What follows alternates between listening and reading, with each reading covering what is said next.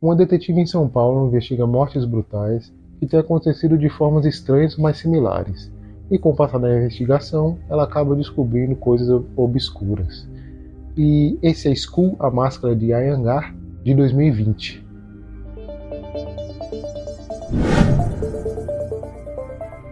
Fala pessoal, meu nome é Juan e sejam bem-vindos ao Nerd de Cine. E hoje eu vou falar um pouco sobre Skull, a Máscara de Iyengar.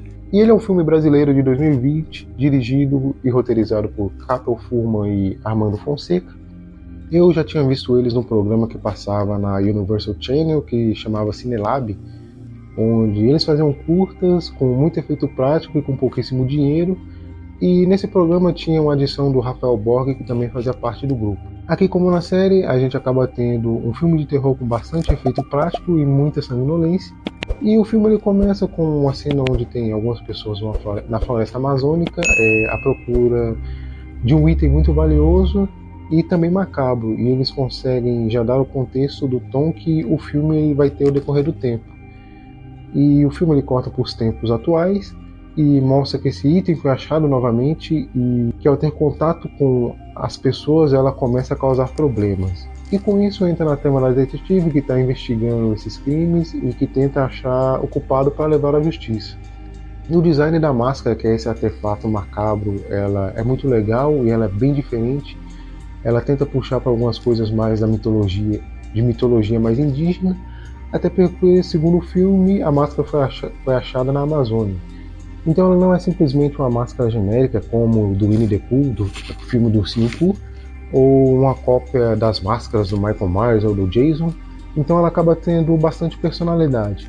E os efeitos do filme também são muito legais, quase tudo é efeito prático e, se eu não me engano, deve ser a especialidade dos diretores, eles faziam bastante isso na série que eu falei.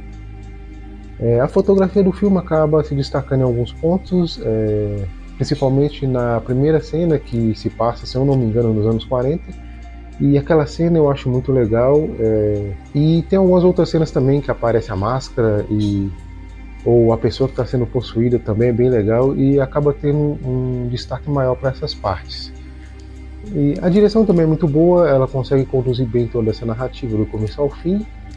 E tem umas cenas de ação que também são muito bem feitas, inclusive tem uma cena de luta entre a entidade da máscara com o padre, que só aparece a silhueta deles lutando e parece muito inspirado em algum filme do Tarantino, e isso é muito bom. E tem outra cena que eu achei muito interessante, que a investigadora ela recebe as informações de um cara, o típico vilão engravatado, que ele tem um suspeito e ele acaba passando informações para ela quando convém, e ela pega essas informações falando que aquele cara era o maior suspeito e ela acaba tomando aquilo como verdade sem no mínimo investigar nada.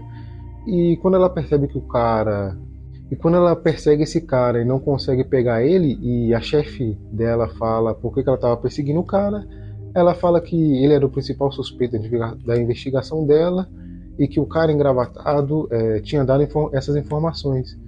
E se fosse um filme mais picareta, talvez esse motivo simplesmente passaria e estava tudo certo. Mas aqui a chefe dela fala que era muito conveniente o cara simplesmente passar esse tipo de informação e colocar um cara como suspeito, e que ela tinha experiência suficiente para não cair naquilo. E eu achei isso muito bom. E que mostra que, mesmo com algumas conveniências de roteiro, eles ainda tiveram um certo esmero para produzir isso aqui. E para falar que eu não gostei de tudo, eu acho que o filme poderia ter dado um pouco mais de aprofundamento para falar mais sobre a máscara, ou ter explorado mais a mitologia. E também ter explorado mais aquele grupo que sabia desses mitos e da existência da máscara e que estava ali para proteger as pessoas caso alguma coisa desse errado. Mas acho que esse foi o maior problema para mim do filme. E no geral, Skull, A Máscara de Iyengar é um filme de terror que não é perfeito, nem uma obra-prima do cinema, mas que consegue fazer muito bem o que foi proposto. E que mostra que o cinema brasileiro tem sim obras de boa qualidade, e que na maioria das vezes também não tem um orçamento muito grande por não serem obras que atingiriam um público geral. Mas que isso não diminui a qualidade do que foi feito. Mas essa é só a minha opinião. Então por hoje é isso, pessoal. Se você gostou desse vídeo, vou pedir para deixar o seu like, se inscrever no canal e seguir a Nerdcine nas redes sociais. Até a próxima e valeu!